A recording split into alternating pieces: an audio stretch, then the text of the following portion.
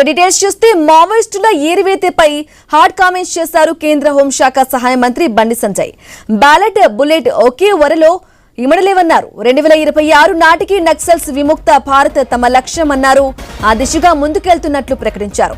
ఇక ఆపరేషన్ కగార్ను ఎందుకు ఆపాలని ప్రశ్నించిన బండి గతంలోనూ గనుల తవ్వకాలు జరిగాయని గుర్తు చేశారు.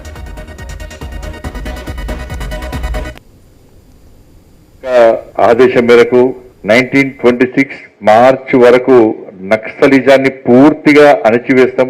మొత్తం నక్సలిజాన్ని పూర్తిగా అణచివేస్తాం.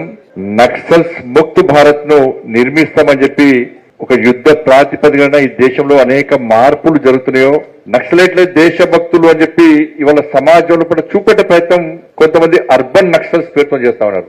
భారతదేశంలో భారత జాతీయ పతాకాన్ని ఎగిరేయద్దు, ఎగిరేస్తే చంపేస్తామని చెప్పి హత్య చేసినటువంటి నక్సల్స్ ఏ దేశానికి సంబంధించిన దేశభక్తులు స్పష్టం చేయాల్సిన అవసరం ఉంది.